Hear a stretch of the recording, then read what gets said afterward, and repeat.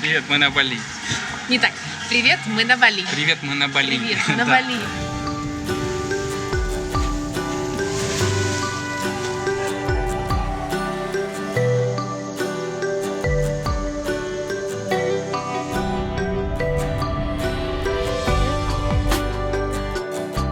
Почти на 700 метров перепад высоты. Сладкие котлеты. Что может быть лучше?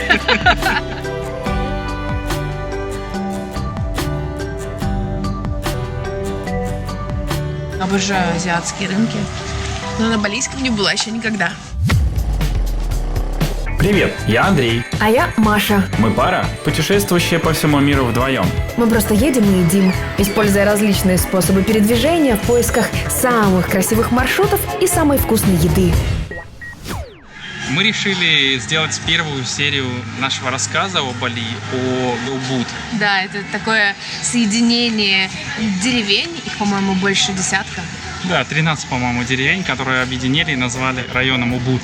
Это не на берегу океана находится, это находится в центре острова. Здесь немного попрохладнее, чем на океане. Здесь спасаются люди, которые переезжают на Бали жить, они вот предпочитают этот район.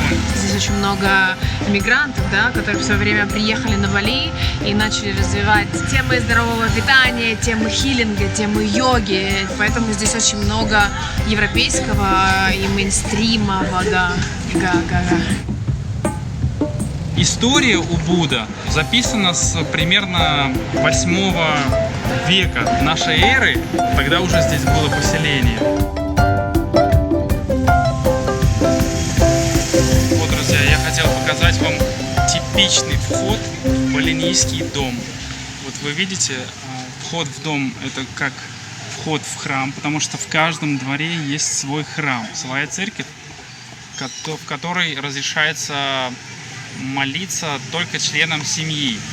Да? И если вы видите, на входе сразу же перпендикулярно входу стоит другая стена с божеством. В данном случае это Ганеш. Почему? Потому что балинийцы верят в то, что злые духи, они верят в злых духов, они могут ходить только по прямой, и они не могут обходить препятствия. И поэтому, расположив стенку перпендикулярно входу, они верят в то, что злой дух на нее наткнется и уйдет обратно. Да, и стоит сказать, что здесь в одном Убуде, наверное, больше сотни точно храмов. То есть они здесь везде, на каждом шагу. Сегодня день моего рождения. Я решила, что лучшим для себя подарком можно сделать подношение. Чананг они здесь называются, и отправиться в храм. Для этого мы приехали на местный рынок, а там просто огромное количество цветов, корзиночек и прочих ингредиентов, из которых составляют чананги. Выбирала интуитивно, хотя кое-что я об этом читала, но предполагаю, что все правила, конечно, не соблюла. Это рис. Он был найден прямо на плантациях рисовых. Обычно здесь на Бали используют уже готовый рис. Это бананы. Дальше здесь есть кокос. Видишь, он здесь.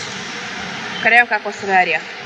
К сожалению, не знаю названия этих чудесных цветов цвета почти что фуксии. И вот этих тоже не знаю. Зато знаю, что это лилия и лист лилии. Знаю, что это франджипани или индийский жасмин, да, азиатский жасмин. Папоротник. Красивая орхидея. Очень красивая орхидея. Яйцо. Это утиное яйцо. Надеюсь, что женщины на рынке насоветовали мне того, чего нужно взять. Сказали, только не берите обязательно куриное, берите только утиное. Есть еще мангустин. Мой любимый прекрасный фрукт. Он один здесь. Вот так вот. Собственно, так выглядит моя корзиночка для подношений. Чтобы пожелать всего самого замечательного, а еще близким и попросить всего этого в духе вместе.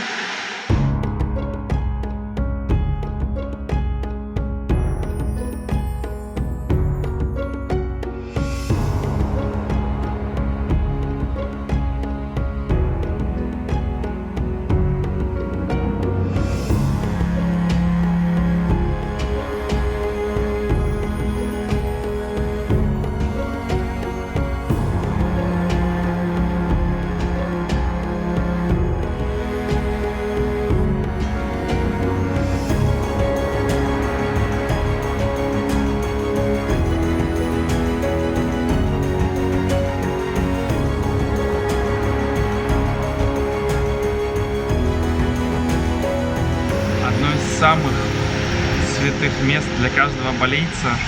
Это главный храм Убуда, Пура Гунунг Либах. Видите, как он аккуратно окружен джунглями в таком немного скрытом месте, но его достаточно легко найти, если вы знаете Бриджес на въезде в Убуд. Это будет прямо здесь и находиться. Этот храм основали в 7 веке, много раз реконструировали и перестраивали. И основал его индус, святой индус, который принес индуизм на Бали в 7 веке нашей эры. Это второй по значимости храм на Бали. И мы пришли сюда делать подношения. Да, мы пришли, но он закрыт. Так обидно, ужасно. Ну, значит, сейчас пойдем в другие храмы искать. Здесь тысячи храмов на Бали.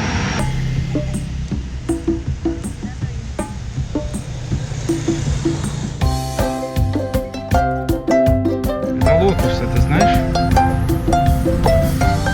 Этот храм богини Сарасвати, это индуйская богиня. И этот храм... Вау! Вау, посмотри, какие лотосы. Нереально крутые. Смотри.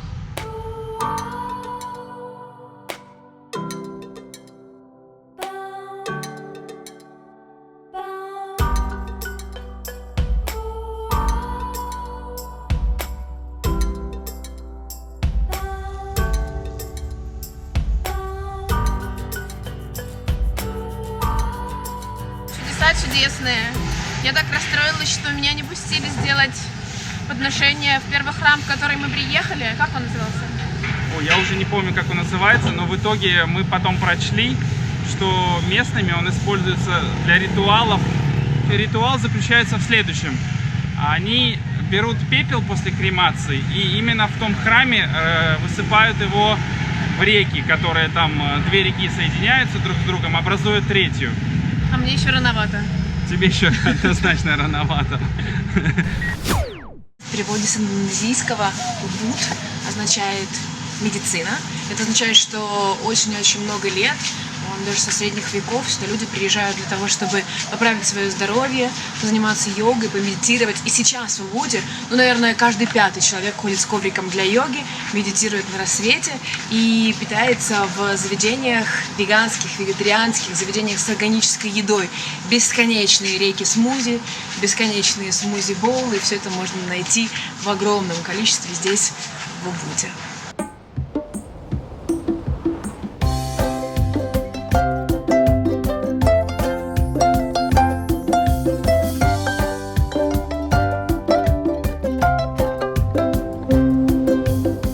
За моей спиной и прямо напротив нашего любимого заведения, которое называется Mother, вот там он находится очень известный на Бали родильный дом. Называется он Буми Сихат, что в переводе с индонезийского означает «здоровая земля». Когда-то сюда приехала американская акушерка Робин Лим для того, чтобы помогать балийским женщинам и принимать у них роды.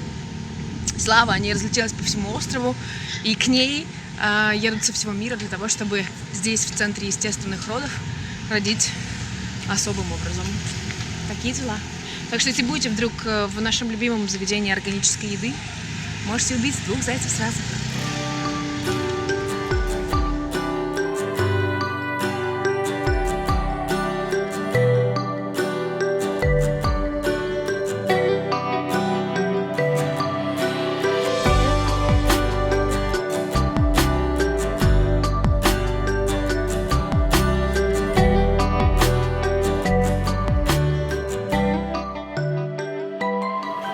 Мы здесь, в заведении, которое называется Mother. Заведение очень классное. Здесь очень неплохой кофе. Такие разные чаи, соки медленного отжима, такие разные смузи-боулы, банановый хлеб, тост с авокадо, кстати, с клубникой, очень здорово.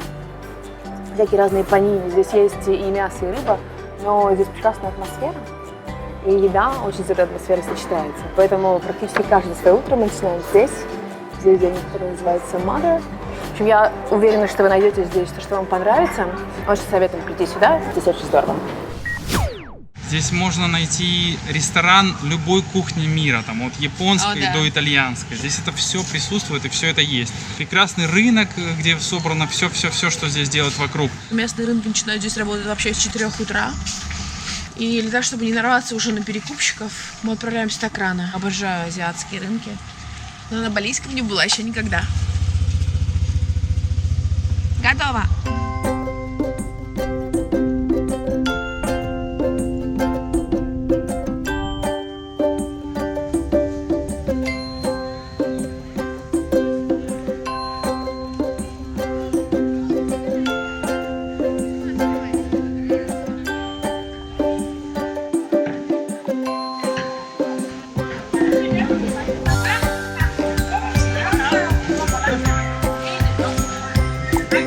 Я в своей стихии. Это что, рыба? Да, ферментированная рыба, ферментированная макрель. А вот это что такое? Баклажаны, просто они белые. Белые баклажаны?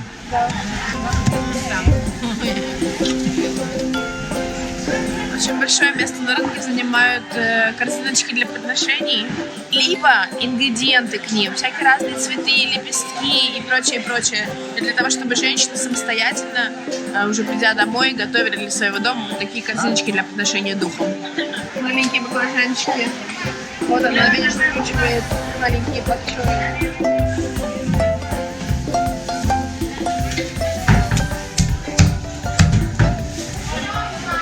Что я вижу, здесь есть курица и свинина. И их части, собственно. На этом все, рыбы практически нет. Вон там есть 3 рыбешки навеслены.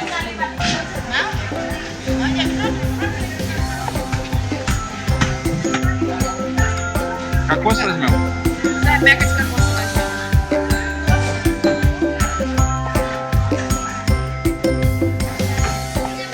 Сами для нас разбили кокос. Отделяют сам кокос от мякоти, свежайший, только что еще бывший в скорлупе. Сейчас мы его заберем. А вот это джекфруты, видишь, поменьше и большие совсем. Это их местные яблоки. А вот там свежайшая папайя. Вот это яблоки? Да, это их местные яблоки. Видишь, кокос. 30 центов за 2 кокоса. А потом ребята, которые делают тофу. Видишь, разные.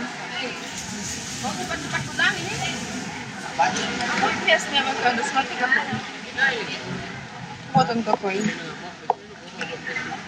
Смотри, свежий passion fruit. Лангсад, змеиное яблоко. А это что, груша, что ли? Нет, похоже на авокадо.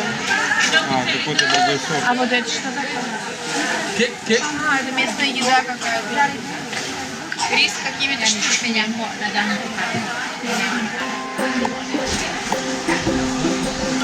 Даже непонятно, куда идти. Просто там часть рынка, тут часть рынка. Так оно ничем вроде как не объяснено. Тыквы, папайя, мангустин. Мой любимый прекрасный фрукт. Очень вкусный. Давай купим парочку. Давай. Я их обожаю просто. Возьмем пару пашенфрутов, хочешь? Да. Это манго. Манго, да. Так сейчас же не сезон или сезон? Ну, что не у них круглый год, я не знаю, растут. Mango. And what's this? White Белая mango. манго? Белый манго. Is it sweet? Sweet. Как, Наш, попробуй, что такое белая манго. What's the best one? Soft? This one. Понятно. Я говорю, какое самое вкусное из белых? Она говорит, оранжевое. Вот, смотри, человеческие яблоки. Как на столичном рынке в Киеве.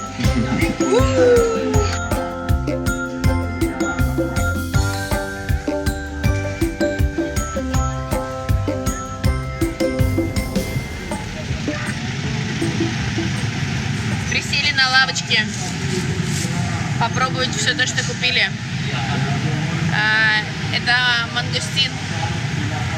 Один из главных фруктов во всей Азии. Обожаю его. Тебе первый. Держи. Спасибо. Вкусно. Очень. Первый раз ем такой вид маракуйи. Она абсолютно не кислая и невкусная никакая. Вы видели, там на рынке продается свинина, прям части ее. И заметьте, мы находимся в мусульманской стране, которая называется Индонезия. А здесь на Бали остров, где едят свинину. Как вам такое, а? Наша вчерашняя идея встать на рынок и пойти в 6 утра казалась просто цветочками по сравнению с днем сегодняшним. Сейчас на часах около 6:30, и мы уже час как поднимаемся на вулкан, который называется Батур, 1717 метров над уровнем моря. Ехали мы около 3 часов на место подъема, соответственно, встали в 2. Ну, в общем, приключения продолжаются. Сейчас мы здесь на вершине.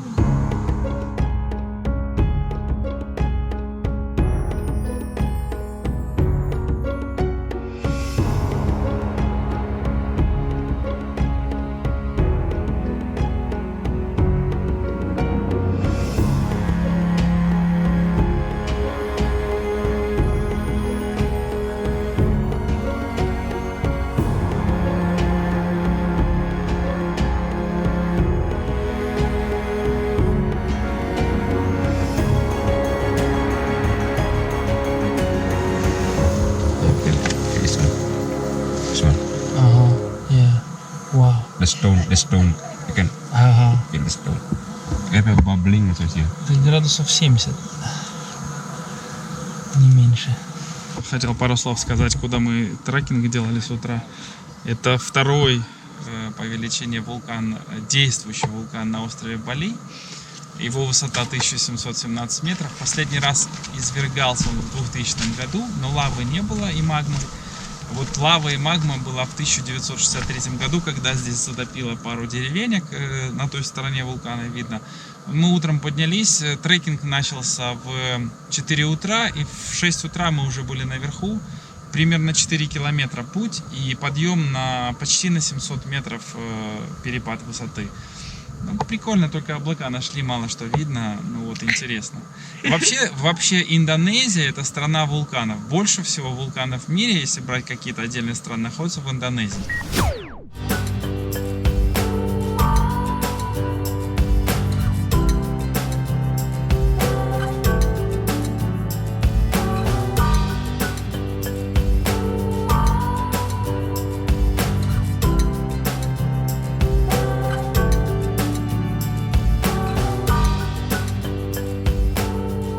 Это рисовые террасы Тигалаганг, где сейчас уже вечернее солнце, очень-очень-очень красивые террасы. Я хочу немного пойти прогуляться по ним, чтобы рассказать вам, как это выглядит, хотя бы немножечко вживую, хотя бы немного прочувствовать это. Рис, такое же божественное для балийцев, как для нас хлеб. С ним происходят ритуалы, это их основная еда, его здесь называют наси. Вот там, кстати, работает человек.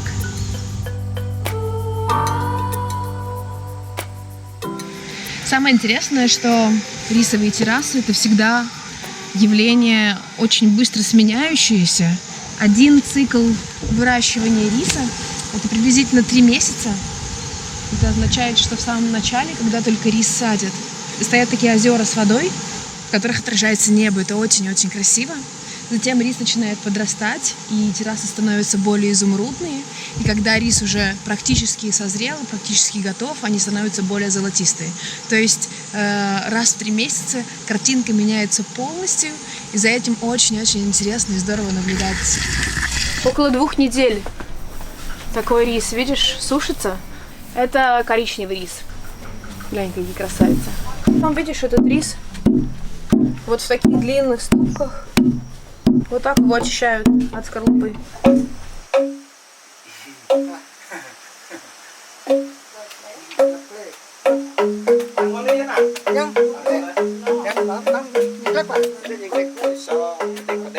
Мы тут решили продлить кайф от рисовых террас, выпив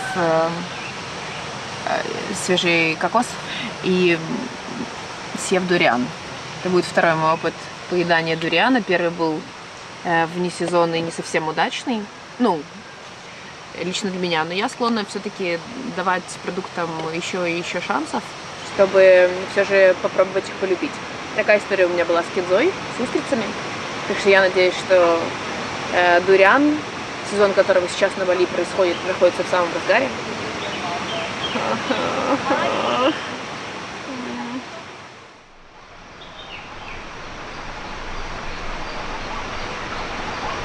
Но особого удовольствия нет опять. Прям пахнет котлетами, реально. С луком мамиными. С кастрюльки. Вот это надо пробовать. С кастрюльки. Вот это надо пробовать. Мякоть, да. Так как ее возьмешь? Ну, как на палец.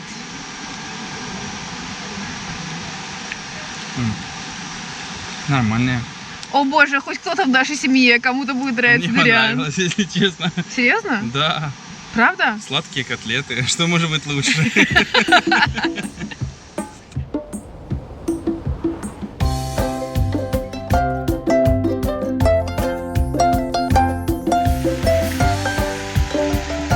Только надо о чем-то хорошем подумать и сказать что-то в камеру. Самый дорогой кофе в мире рождается здесь. Ну вот этот пахнет, как будто его, в общем-то, лувак. Чин-чин, приятного аппетита.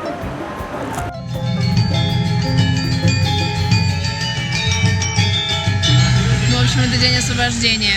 Он здесь, на Бали.